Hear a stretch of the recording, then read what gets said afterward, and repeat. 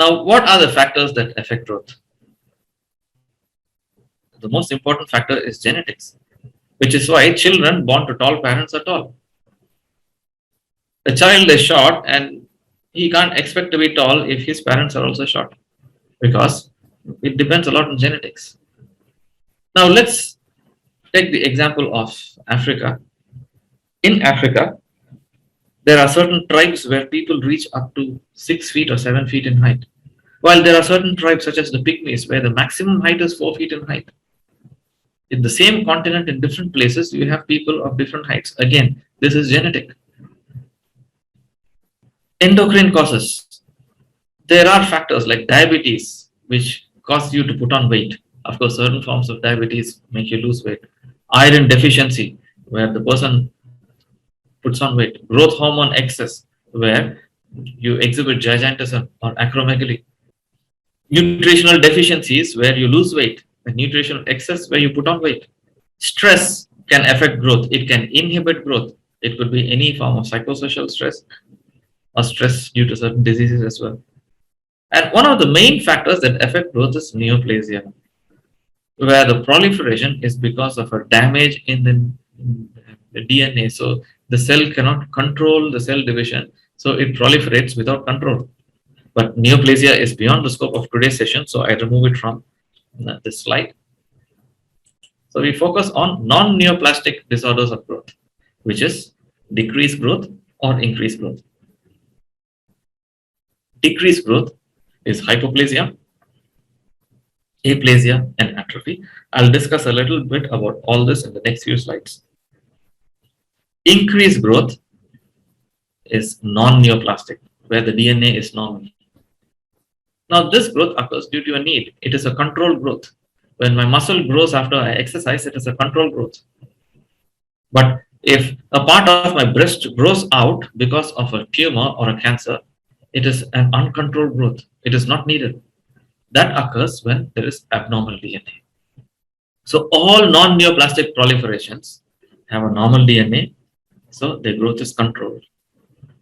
And remember, this is reversible, which means if the stimulus that causes the control is removed, this is reversible. Among the non-neoplastic proliferation, the first is hypertrophy, where the growth is because of increase in size of the cells. The next is hyperplasia, where the growth is because of increase in number of the cells. The third is metaplasia, where it is due to change from one cell type to another. And the fourth is dysplasia, which is disordered growth, or there is no maturation. So we're going to focus a little bit on each of this again in today's session. So starting with reduced growth, the first is aplasia, also called as agenesis. Aplasia, absence of production. Agenesis, absence of formation. So this occurs when a tissue or an organ does not develop. Usually this occurs early in the intrauterine life.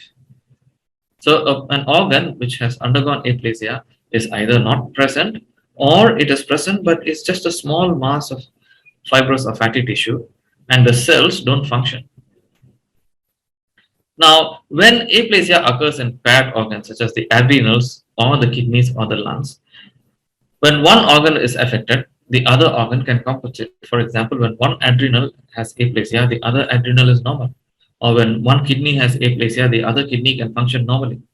But when it occurs in a non-paired organ, for example, aplasia of the aorta. Now, when the aorta is narrow, I can't expect the child to survive. The child would die in a few hours. The same thing, when a child is born with aplasia of the pituitary, the child cannot survive because there's only one pituitary organ. So it is incompatible with life. Now, hypoplasia is less severe than aplasia. Here, the organ is present, but it does not attain its full size. Now, these organs are smaller than normal. They do not function well because they don't have the full amount of cells. And this affects the same paired and unpaired organs as aplasia. Now, here is a clinical picture of aplasia of the teeth. You can see that the teeth have not developed here. This is a kidney, normal in size. This is a hypoplastic kidney, a kidney with hypoplasia. Notice it looks almost like a normal kidney, but just slightly smaller in size. Now, this is a hypoplasia of the scapula. This is a normal scapula, and here there's a hypoplasia. So the child cannot lift up his shoulder, and the child has to hold his, needs support for his shoulder.